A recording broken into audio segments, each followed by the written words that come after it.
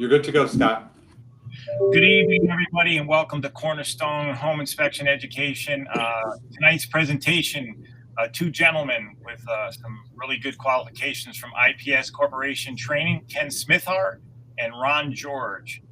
They'll be doing air admittance and talk a little bit about venting. And if you have any questions, feel free to ask those questions. It's all set, Ken, all for you. Okay.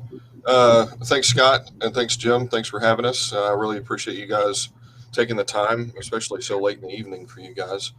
As he said, my name's Ken Smithart. I'm the product manager for Studor here at IPS Corporation, and Ron is the president of Plum Tech Design and Consulting Services. He is our consulting engineer and in the dictionary next to subject matter expert, I believe is his photo. So he is about as clued in on all things plumbing as anybody that I know, and you'll see that by the end of the presentation. I'm just going to go over a few slides here at the very beginning, just to sort of give a brief overview, and then Ron's going to take a deeper dive. So again, we're going to be covering a handful of our products specifically in the area of air admittance valves. But I wanted to give a little bit of background where the air admittance valve was first developed in Sweden in the 1970s. If you ever wondered where Studor came from, the guy's name was Sture Eriksson. He took the first three letters of his name, and his wife's name was Doris. First three letters of her name, Studor. And so that's where Studor comes from. Brought it over here to the United States, introduced it in 1986. And then in 1998, IPS Corporation acquired the North American rights to that. And we have been selling millions of these things in the United States over the last 25 years. Again, Ron is going to go deeper into this, but one of the things that before you can get to air admittance valves, you have to talk about venting in the first place. And the analogy, and this may be something that is obviously too basic for you guys, but it's just part of what I go through. When we're talking about venting, the thing that I always tell people is when you were a kid and you had a straw in your drink and you put your finger over the top of the straw and you pulled it out of the drink and the water or the Kool-Aid or whatever stayed in the straw, and then you released your finger and everything drained out. That's the same concept, that air needs to displace the water, but in your straw, your finger is sealing the top of the straw and it's pulling a vacuum. Well, in your house, you've got P-traps all over the place. You don't have a hard seal like that, so it siphons out those P-traps. And so one of the things Ron shared with me earlier was how far back that goes. That concept was first invented in the late 1800s. I had no idea they had figured it out that far back. The traditional way that was handled, though, was just through the vent stack through the roof. And in this case, you see 4 different roof penetrations, and you've got roof flashings. We actually sell those too, that are a potential leak point anytime you penetrate that roof. And then you can see, if you switch it over to an air admittance valve, how much less pipe you're talking about, fewer pipe joints and less labor.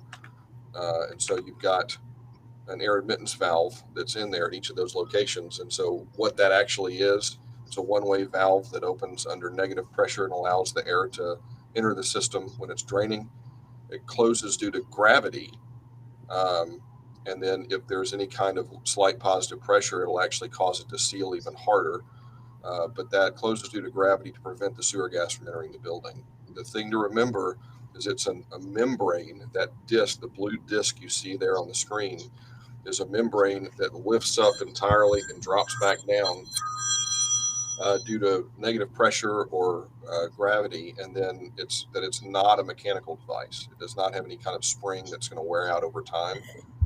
There are millions of these out there in the market, dating all the way back to the mid-'80s in the United States, that are still functioning. They don't age. There's nothing about that membrane that will get old with time. There can be a particular issue that comes up, but it's not because of wear and tear. Ken, I would add that that's not really a membrane. It's more like a plastic disc or washer. It's Right. just laying over those openings. That blue ring you see there is like a plastic washer, and it lifts up when there's a negative pressure and lets air come through.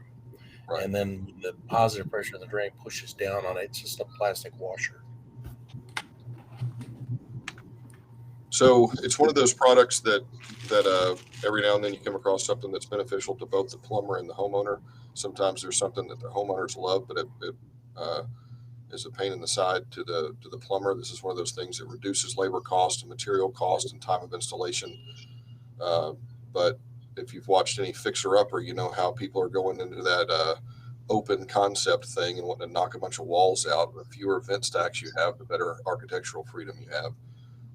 And so you don't also have those stacks sticking out of your roof. So it's more aesthetically pleasing to some homeowners. So the best example that I have of how it replaces so much is the traditional way to vent an island sink with that loop vent, and then this is what you would look at with an air admittance valve. So that much of a reduction in pipe, that many fewer joints, and it serves the same purpose. Um, the products that we have are the three different main sizes of the air admittance valve. Is a ready vent, which is the lowest capacity, uh, and it has an adapter that solvent welds into 1.5 and 2 inch pipe. The mini vent, which is the medium capacity that also solvent welds, has an adapter that solvent welds into 1.5 and 2 inch pipe. And then the maxi vent, which is the large capacity air admittance valve that comes with a 4 inch gasket that pushes into 4 inch pipe, and you could use a 3 inch no hub to connect it to 3 inch pipe. The specialty items in that family are the chem vent for chemical waste applications, has its own ASSE standard for chemical waste applications. The tech vent, which is functionally identical to the mini vent, except it's plenum rated. Uh, and it also is UV rated to be able to be used outside. And then the Maxi Filtra is not an air admittance valve, but it's a two-way vent with a carbon filter in it.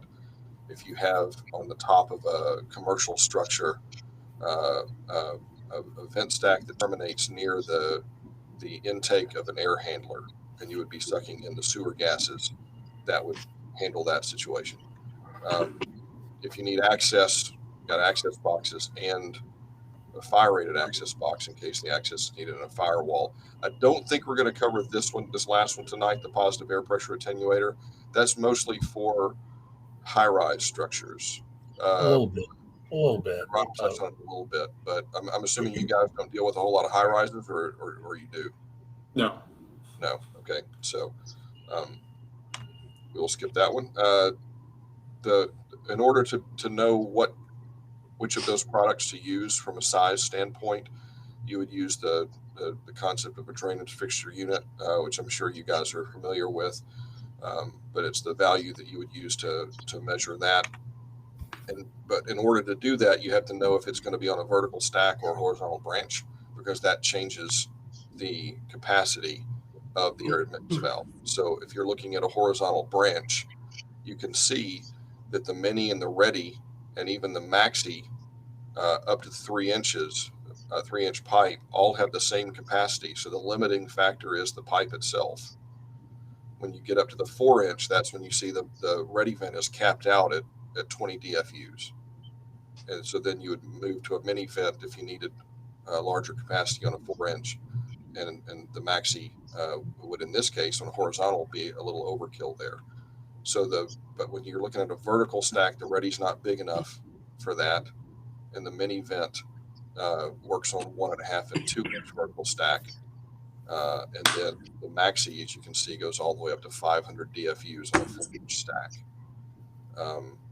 So I believe that is it for me. And I'm going to hand over to Ron for, and that is Memphis. Thank you very much, the King. Thank you very much.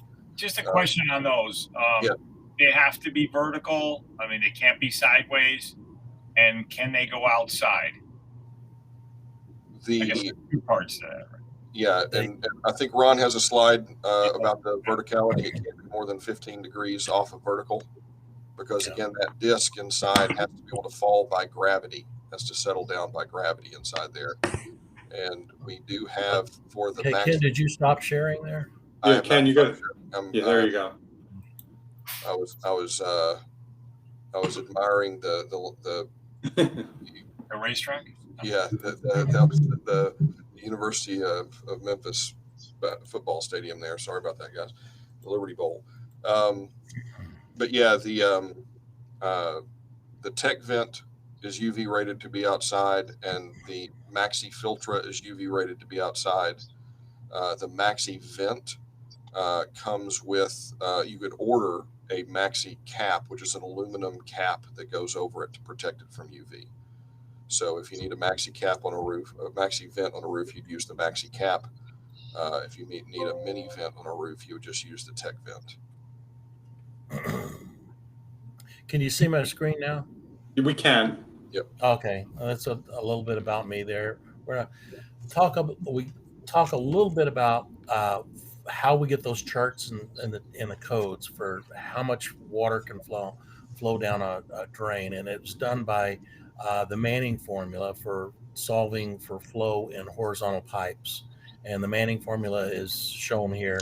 This is a real quick summary of how you use the Manning formula to determine how much water is going to flow down a sloping pipe based on the pipe size, the slope, the coefficient of friction, and all that fun stuff. And that's comes from the books, and then that was used to develop the plumbing code tables for how much can flow down each pipe size, and they converted to fixture unit values because there's the probability of simultaneous use. Then for vertical stacks, it's different because there's a different velocity in vertical versus horizontal. So there's a different formula for determining what the flow is going to be in a horizontal drain. Because when you're flowing horizontal, you're going 2 to 3 feet per second. And when you're going vertical, you start following and accelerating up to 27.7 feet per second. And then during that acceleration zone, it takes about 3 stories before you reach terminal velocity. And then after that, the water's going to follow the same velocity the rest of the way down because the coefficient of friction against the walls of the pipe. So that's in a nutshell how that's done. And this is how the drainage fixture unit tables in the code are developed with these capacities of fixture unit values based on the slope of the pipe and the different pipe sizes. Now on stacks, there's a different chart, and it's for flow into a horizontal branch, and it's got the pipe size on the left. Then it's got stacks of 1 branch interval, stacks of 3 branch intervals or less, and 3 branch intervals or more. And if you remember, it takes about 3 floors before you reach terminal velocity. So when you reach terminal velocity, the water's going really fast. So you can actually load up a taller stack with more fixture units than you can with a short stack. So, and that has nothing to do with pancakes. But then getting into how a conventional drainage and vent system works. This basically shows that when you have horizontal drainage going over and starts to go down a stack, what happens is you get a negative pressure above where that waste starts to fall down. And as the waste continues down, you get a positive pressure ahead of it. And then what happens is the air that's going down goes to the connection of the vent stack to the waste stack near the base of the stack, and that will the air will actually go up the vent stack. And so there's always a connection there. And in a conventional system, that's how that would work. The air starts going back up and the waste is going down, and the air kind of goes in this circular motion here as it goes on down. So the air can basically loop around between the waste and the vent stack because they're tied together at the top and the bottom. Now, when the water gets down to the base of the stack, there's going to be what's called hydraulic jump. And the hydraulic jump is the reason they came up with this other product called the Papa device. But basically, the water is going fast in the vertical pipe, and it's going slow in the horizontal pipe, and it's like a bunch of cars coming around a corner, and then there's a traffic jam. What happens is the water all piles up on itself and it seals off the pipe. That's called hydraulic jump, and that typically happens within 10 pipe diameters of the base of the stack. And so when that happens, that air pressure that's pushing ahead of those studs going down the stack has no place to go.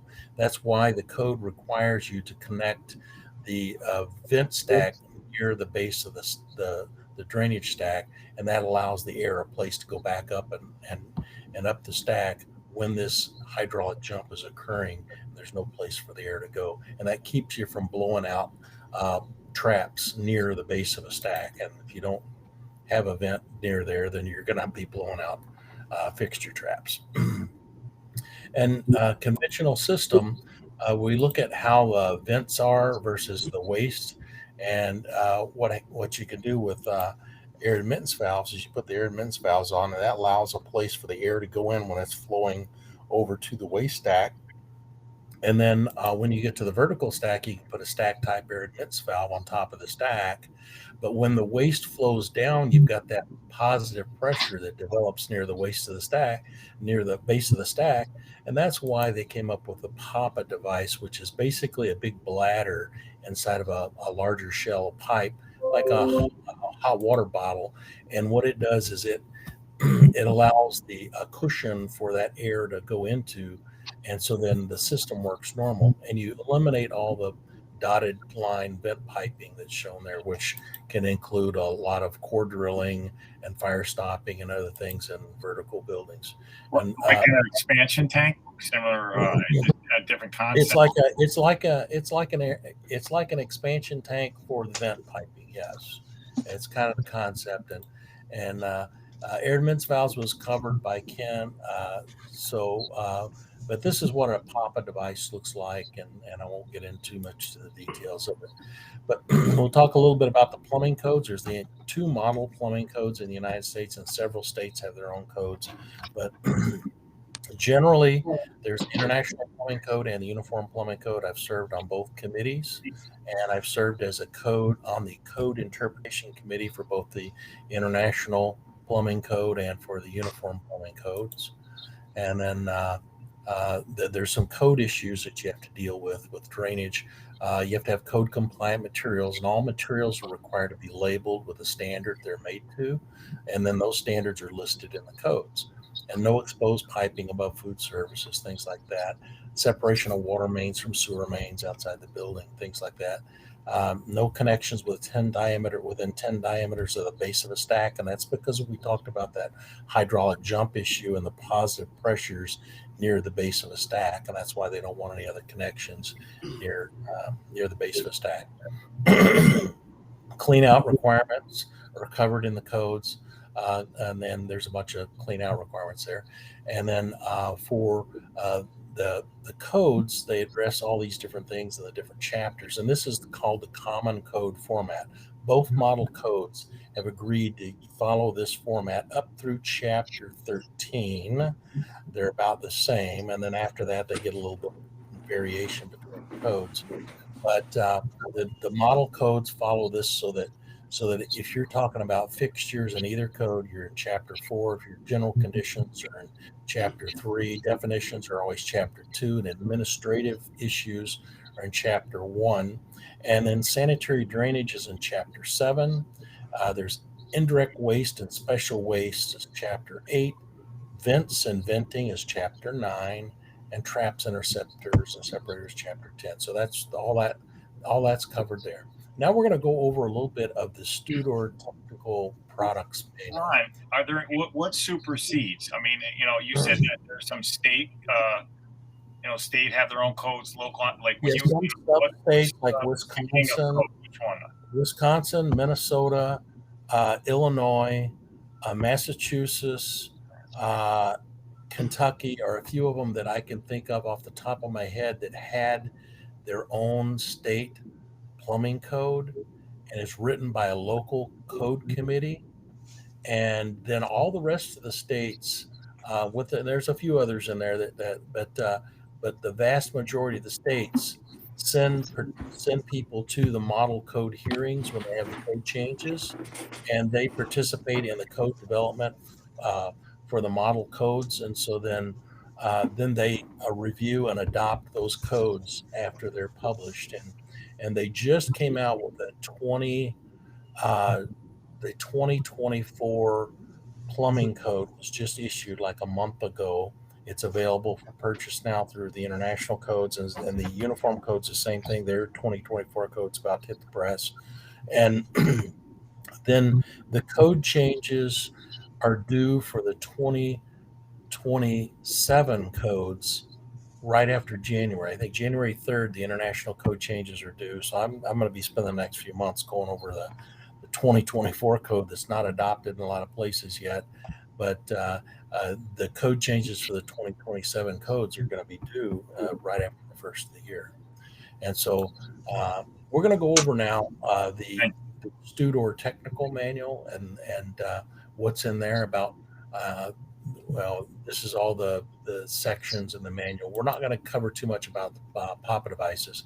Ken talked about Studor and how they got their name, and then these are the different types of mini vent, the ready vent, the mini vent, and then the maxi vent. They're the small, medium, and large. The maxi filtra is not an air admittance valve. It's basically uh, a a small orifice with a filter packet in there that the replacement cartridge shown on the bottom right there has a charcoal filter there, so that it eliminates odor. A lot of times we'll use those in places where you have to have a positive relief because air admittance valves don't allow uh, the uh, the air to escape. In a case where you need a little bit of positive pressure relief, we'll use those. But then the filter packet also controls odor, but they do have to be replaced ever so often.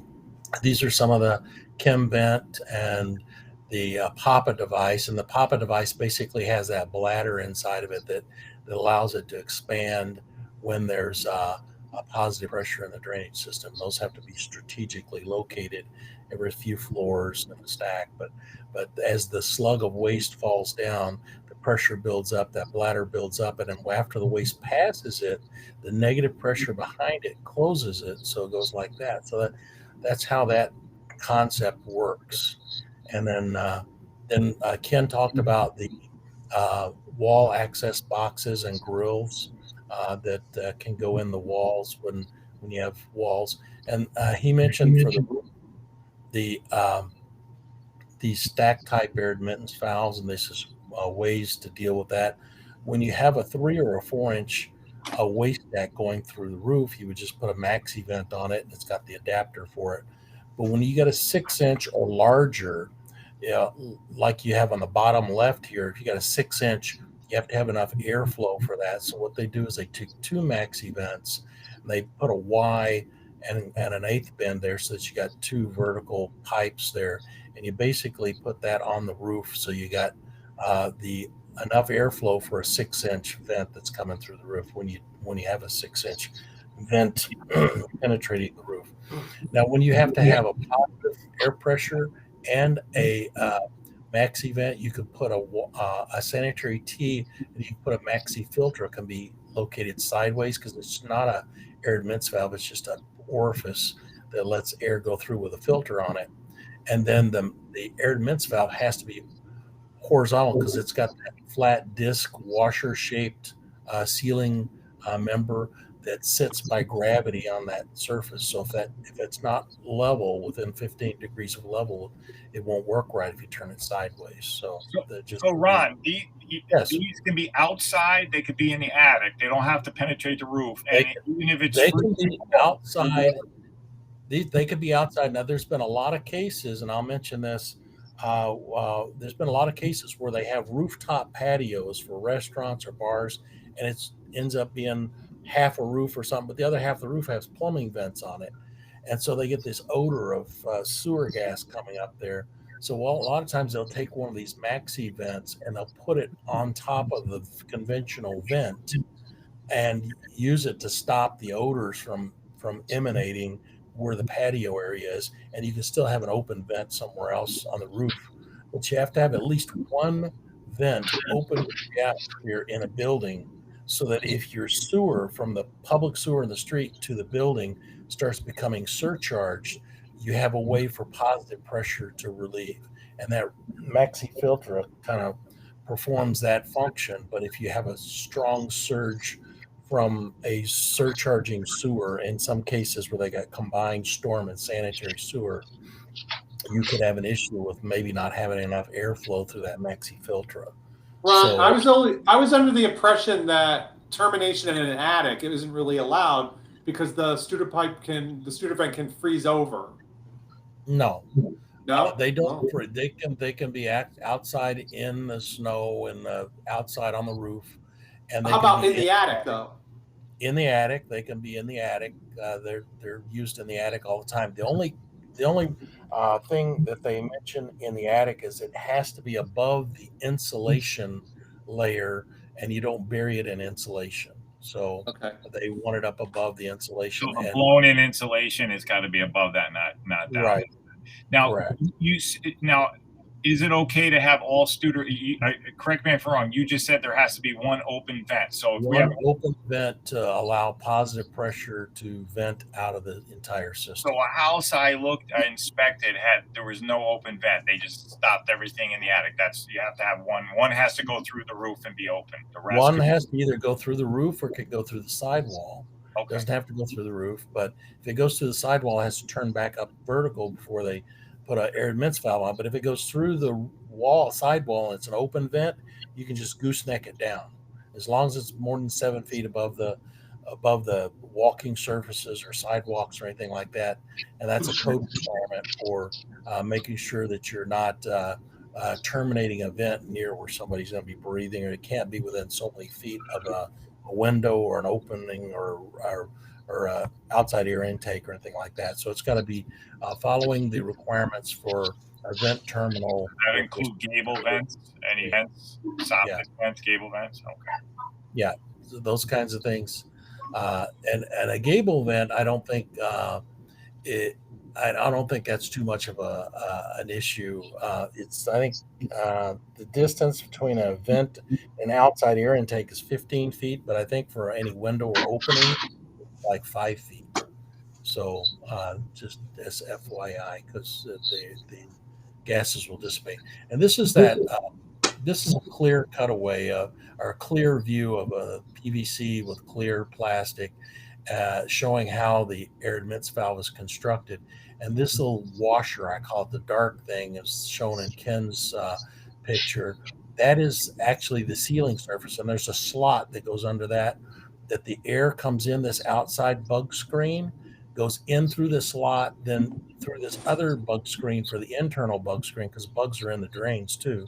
And that allows the air to go lift the disc, jump over here and go down through the pipe that way. And then if there's a positive pressure in the pipe, it comes through this bug screen and it pushes down on the washer. So it just seals it even better when there's a positive pressure. There's another, what's called a cheater vent or the old Boca vent or something like that. It had a spring on it. And it was held closed with a spring. This disc down here had a spring on it, holding it up. And when there was a negative pressure, it kind of pulls through there. But those the spring would wear out. And so those would hang down and hang open and have sewer gas come out. Those were never approved by any standard. Those are not approved in the code. The ASSE 1050 and 1051 were the stack type and the branch type air admittance valves, and later on they came up with chemical waste type. And then later on they came up with the PAPA device. But these are approved and tested, and they're listed in the codes. The other one is not, so just FYI. And then this is more, pictures and over the years when people complain about bugs coming in and out, all that, so they added to and refined the design of the product over the years. And this one just shows how the air comes in through here. This dotted line is where the disc sits. It lifts it up and goes down this way. And then when there's a positive pressure, the disc is already sitting on the seat, and it pushes down. And so, basically, in a nutshell, that's how the device works.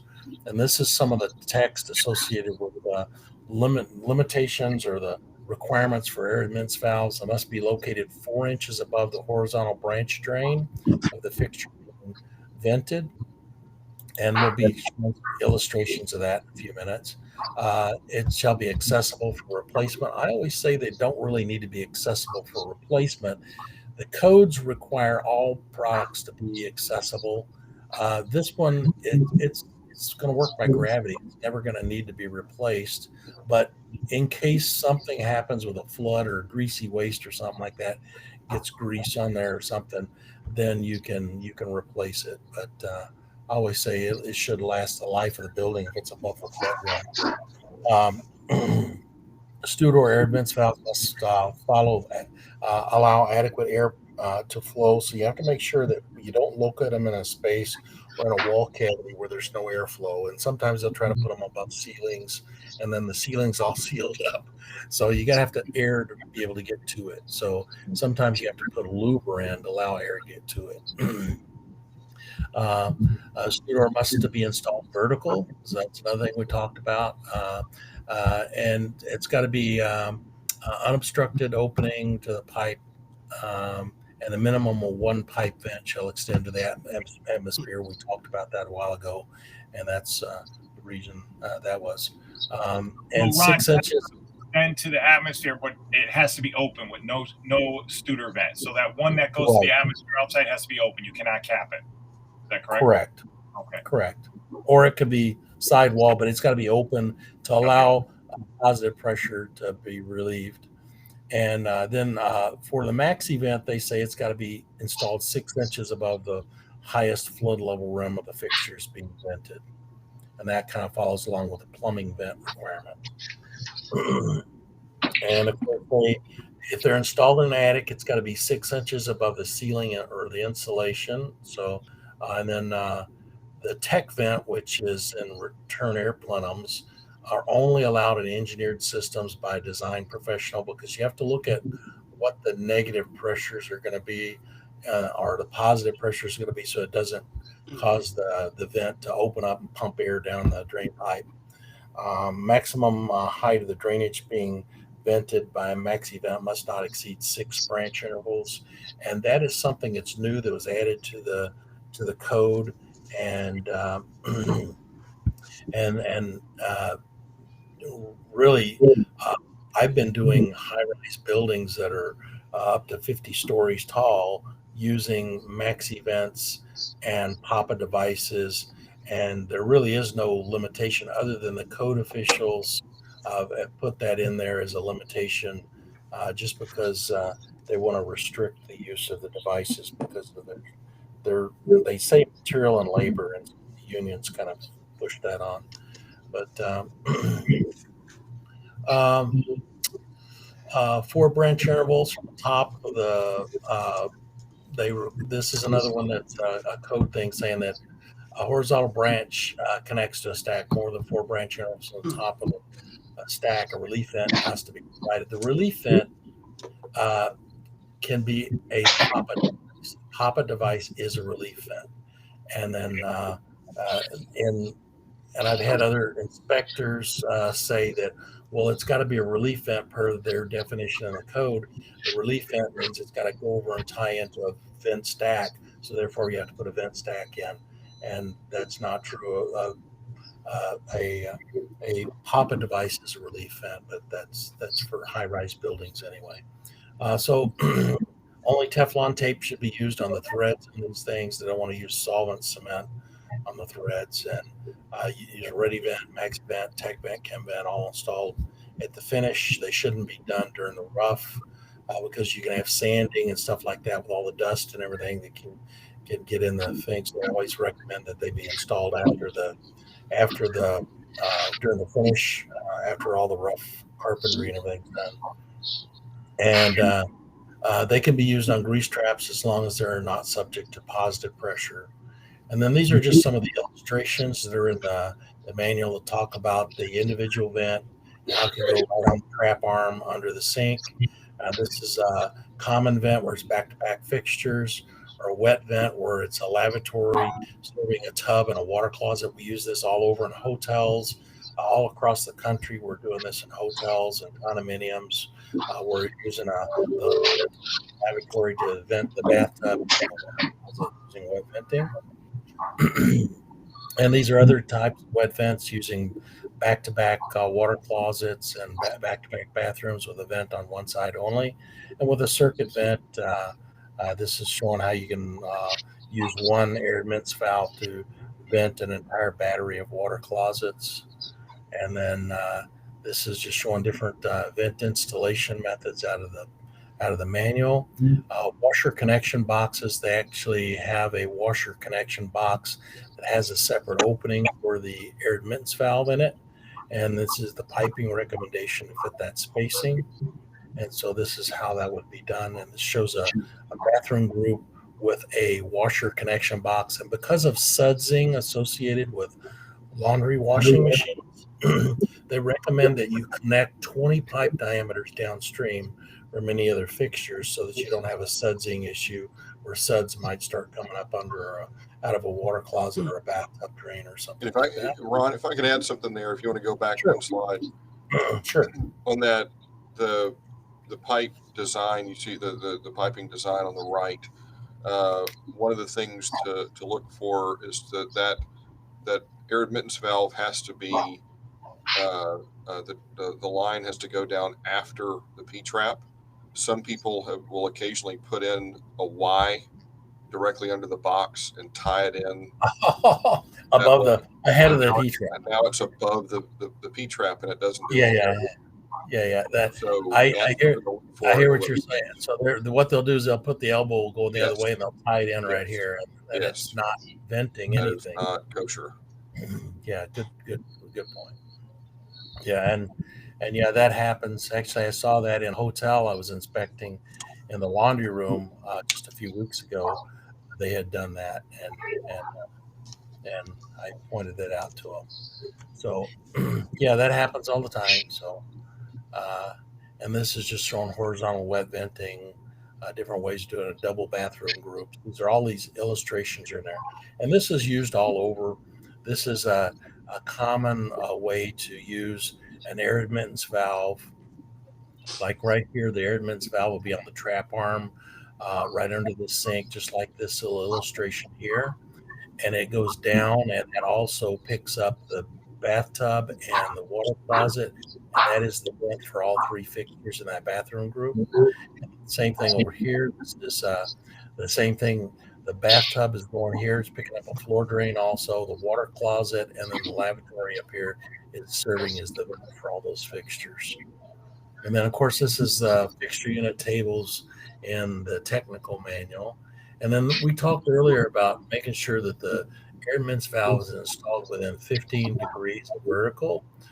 You don't want to have the air admittance valve 90 degrees, or you don't want to have it at 45 degrees, because then that disc is not going to lay, it's not going to sit right, and you'll end up having issues with it working. You have leaking sewer gas that way. Is there anything that can cause those things, or cause it to fail prematurely? I mean, sometimes you just get a bad, maybe it's bad. Well, there's all kinds of calamities we see in the field where people just when you put them together, you're supposed to with the adapters. I don't know if I got the adapter here in these illustrations. With this adapter that's right here, you're supposed to glue this adapter on the pipe. It's got a female thread. So here's the adapter and here's the thread. You're supposed to glue this onto the pipe and then thread this into the adapter. But what happens, I see this all the time, where they thread this into the adapter and then take the whole thing and go glue it onto the pipe.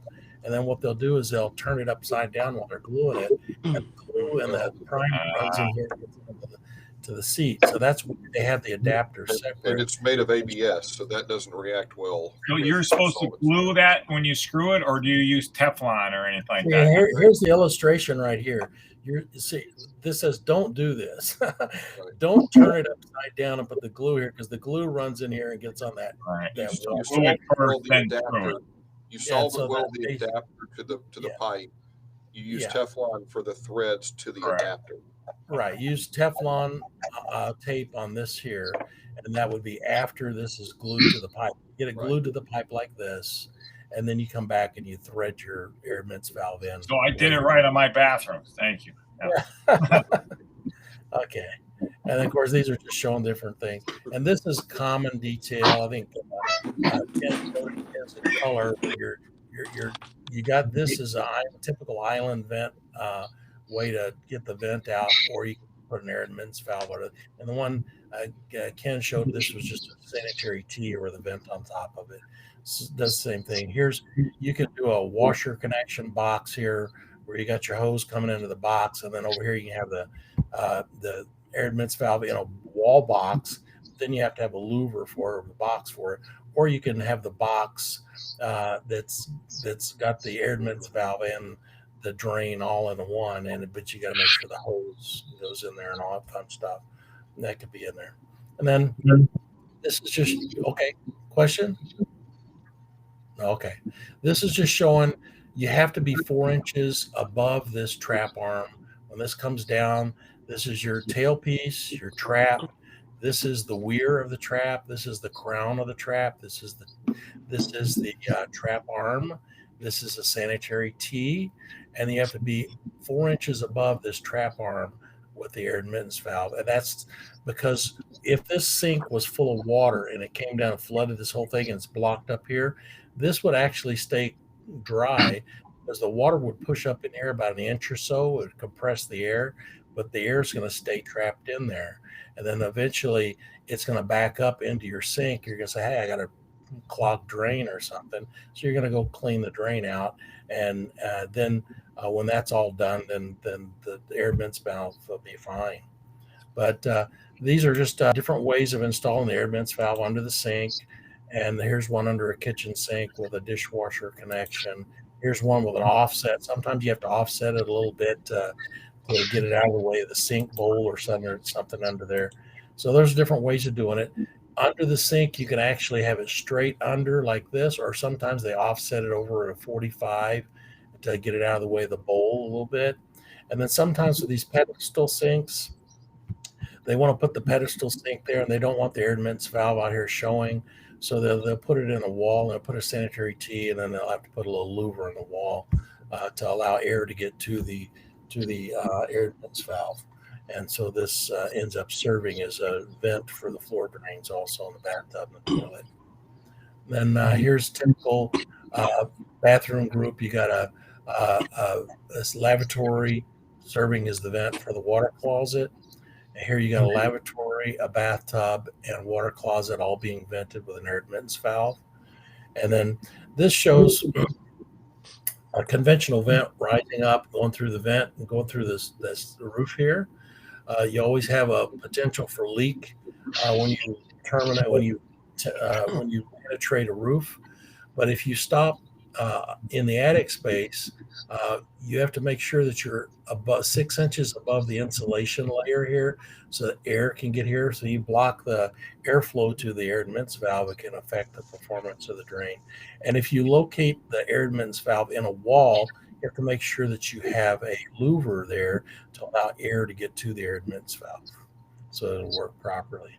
And these are just larger views of all that stuff.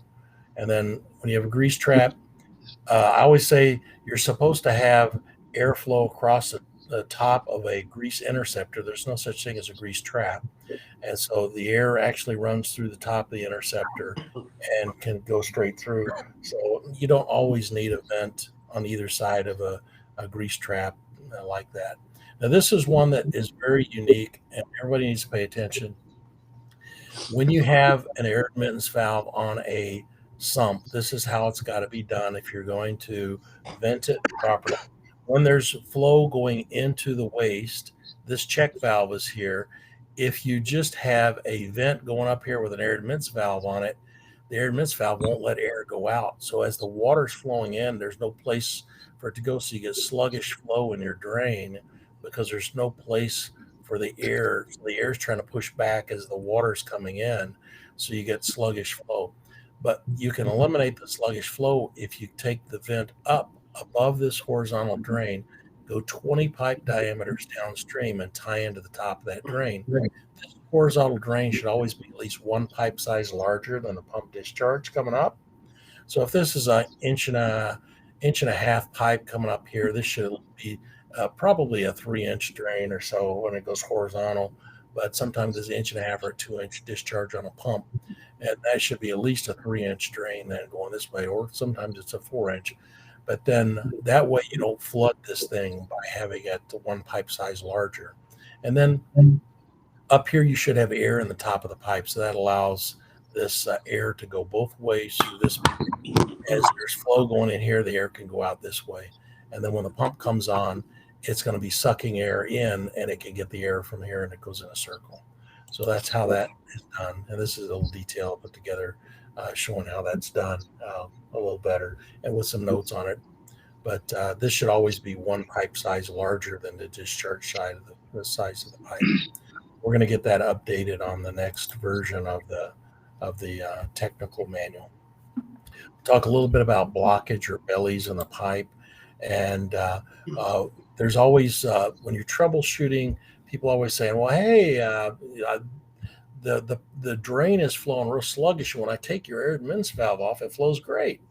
Well, yeah, what happens is when you take that Admittance valve off, what's happening is this is still blocked down here with water because you got a belly in the pipe. So what happens is your waste is going down here, but all the sewer gas in here is coming out of that opening. And so you don't want that to happen. You don't want sewer gas coming in your house. So that's the whole purpose of the Admittance valve. It means it's doing its job. So what you got to do is go find a blockage in the pipe. And a lot of times I find when you go start looking, you've got this where they tried to go around something, or the pipe settled in a ditch or something. You got water laying here. And what happens is when you get flow going down here, there's no place for that air. When you start introducing more water into the pipe, you start getting resistance to flow because you're basically compressing this air. And so the flow starts getting sluggish. And so that's when you start noticing problems with the drain. You start investigating to find, running a camera down the drain. Now we typically can find those where the water is all the way to the top of the drain at some point downstream. We talked about the plumbing code. Typically, we'll go to these alternative engineered design for Admittance valves on the larger buildings and stuff like that. And it's got to be submitted to the code official.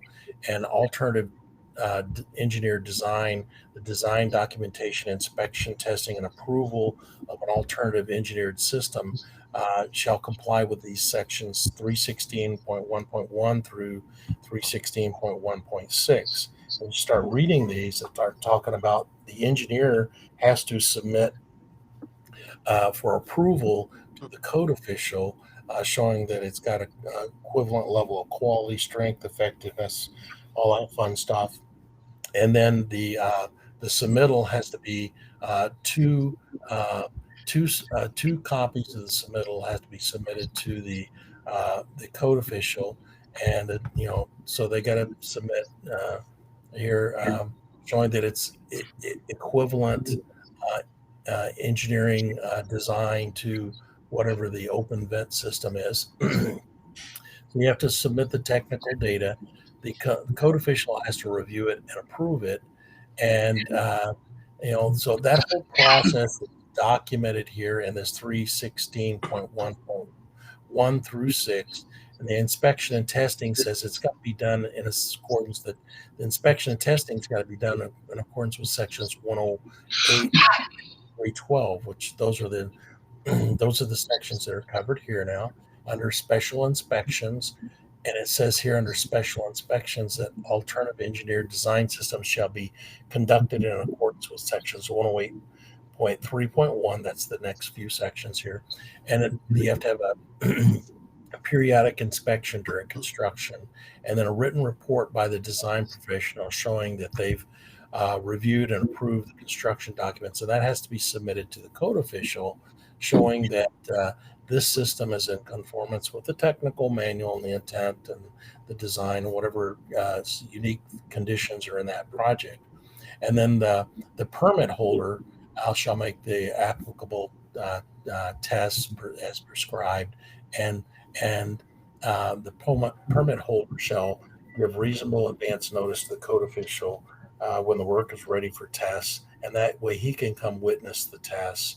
And so then all of this is documented in the plumbing code for both the uniform code and the international plumbing code.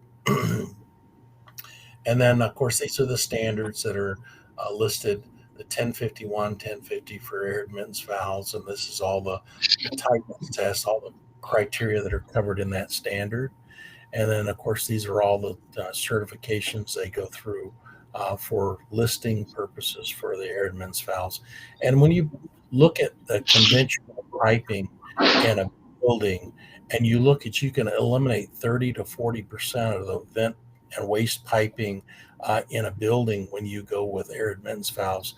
There's a significant savings in drilling and sleeving and fire stopping and all the things that you're going to have to deal with in a building.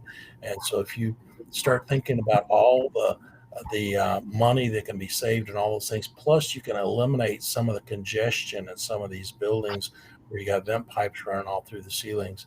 You've eliminated one of those systems that helps make room for other systems and other components. So just keep that in mind. And this is just an illustration showing a typical bathroom group, showing where the air admittance valve is on this lavatory here, going by picking up a shower drain in a bathroom and going out. And this is when you got a stack instead of going out horizontally. You got a stack. You're doing the same thing here with this air admittance valve on the lavatory serving as the vent for this floor. And then that's all I've got here. I've got some more time, and I've got some slides on venting, but I'll be able to take any questions. Ken will be able to take any questions, and I think that'll be it for now. Are there any states? I know you said they have states that have their own codes that limit the use of these. Currently. Yeah, there are some states that have a lot of pushback on it, and it's more. I would say it's not a state so much as it's the local inspectors, and I find it's a more of a personal issue with the inspectors than it is a statewide ban on air admittance valves. But there are some states that do everything in their power to try and not do it. But under an engineered system, the engineer designs it, the engineer inspects it, and the engineer is the one that signs off on it. So the code official really doesn't have anything to do with the engineered system. So there's a lot of states that are trying to push back on air admittance valves, but there has never been a technical reason for this resistance. It's always talking points that usually generated by labor and their concerns over labor savings and material savings. So a lot of times the pipe manufacturers will be against air admittance valves because you're saving a lot of linear feet of pipe. A lot of times the labor unions will speak against it because you're saving labor hours. So there's different reasons groups don't like it, but there's never been a technical reason that hasn't been addressed.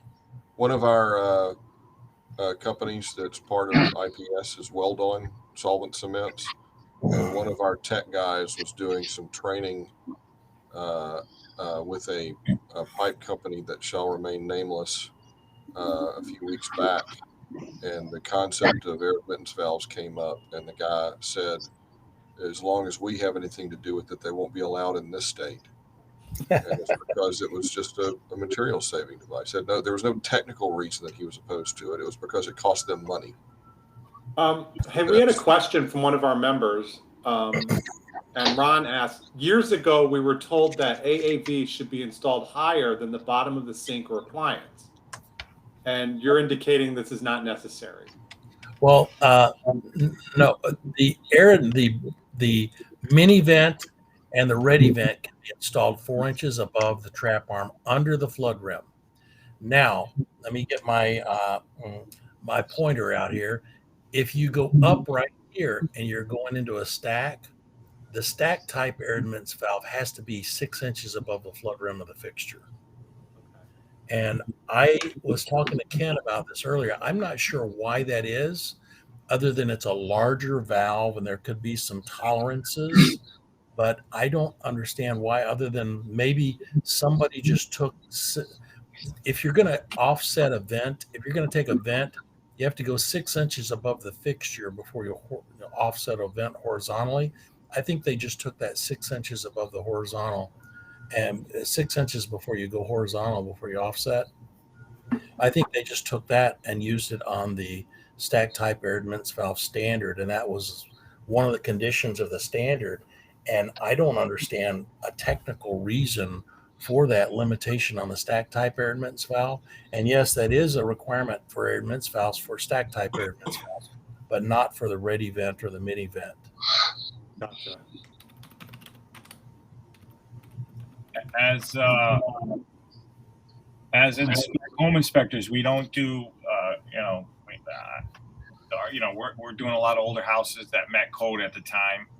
Yeah. Anything that we as home inspectors, when we're going to a house, new construction, or somebody's done a renovation, or some of the things that could right away tell us that these things, other than you told us that we're not installed. Any other things to look out for? And what you said. When you run water down the drains, if you have gurgling coming from any fixtures, that's a sign that there's a dip in the piping downstream somewhere.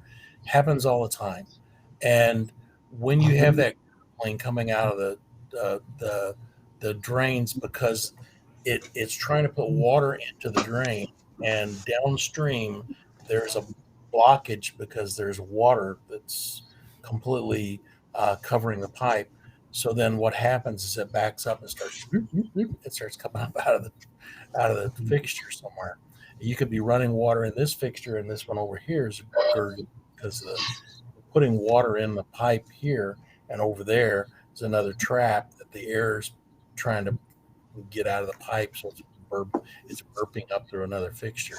That's usually blockage or a dip in the pipe, or it could be both. Either one. It could be a blocked pipe downstream, or it could be a dip in the pipe. And the way to find out what it is just run a camera down the drain. And I just did that yesterday in Battle Creek, Michigan. That was Grand Rapids, Michigan, day before yesterday. That was how we addressed that one. Was we ran a camera down the drain, and sure enough, about 30 feet outside the building, the PVC pipe dipped down because apparently the trench was not uniformly sloped when they put it in, and when they backfilled, they just threw all the dirt in on top of the pipe, and it settled and it created a big siphon or a dip in the pipe, and that created that gurgling sound there in Grand Rapids. Ron, you mentioned. Go ahead. Go ahead. I was just saying, Ron, you mentioned Ron Griffith, I guess, RG. You mentioned you saw a vent fail. Are you talking about, was it sewer odor that you were getting?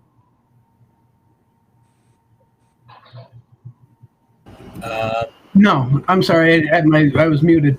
No, we were told that if the Studor vent failed or the air admittance valve failed, if it was higher than the sink, you'd notice a draining problem in the sink. I've never seen an AAV fail. So that was just something we were taught many years ago. Yeah, I would have to echo that. I've never seen a air admittance valve fail, but I've seen some improper installations that caused sewer gas smells, but the valve didn't fail. The installation failed. And I've also been called out to a hotel one time, and Ken went with me. They had the odor of sewer gas all over the building, and they kept, blaming the air admittance valves. And we went out there, and of course, the day we were there was no odor. But one of the things I noticed was all the bathroom fans were on motion sensors, and they also had humidistats. So when somebody took a shower, the fan would go from low speed to high speed. And then I said, let's go look at the roof. And we went and looked at the roof, and there was a mushroom fan up there. So let's take that top off. And there was no fan in the exhaust on on the roof, but there was a gravity damper, and then all the exhaust fans were installed in the bathrooms down below. And so what we found was that because there's a gravity damper in a common plenum up in the upper floor, that all the exhaust fans were pumping into this common plenum, and they were changing speeds as there was occupancy or by humidity. And then the gravity damper on the top created a resistance to airflow. So what was happening was the fans in the different bathrooms were basically pumping farts from one bathroom to the other through the exhaust. And so we figured that one out for them and didn't charge them for it. Just real quick, I know we're almost out of time, but Ron, if I have a ranch that's maybe a 3,000 square foot ranch, and they got one vent that goes through the roof, it's on the opposite side of the house, and I decide to add a bathroom over here, and I'm having a drainage problem, can I add your air admittance vents under the sink to help? So the open vent is on the opposite side, or any. Right, that's fine. The reason for the open vent, and let me go to the manual. Will it help with gurgling or drainage issues that are not as a result of blockage or a dip in the pipe? Yeah, I got a bunch of slides here that I turned off the presentation. Let me go back to one of them that I turned off. It had to do with the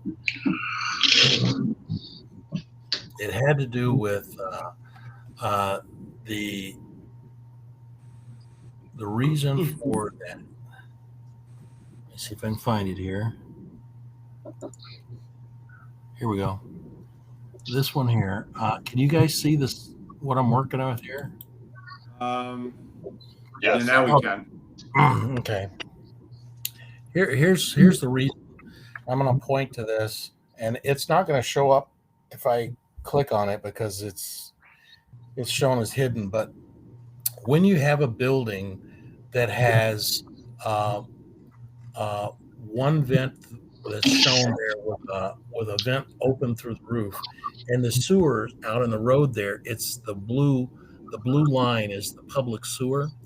When you have a combined sewer that surcharges during a storm event or something like that, that line that goes from the public sewer up to the house is going to start filling with water.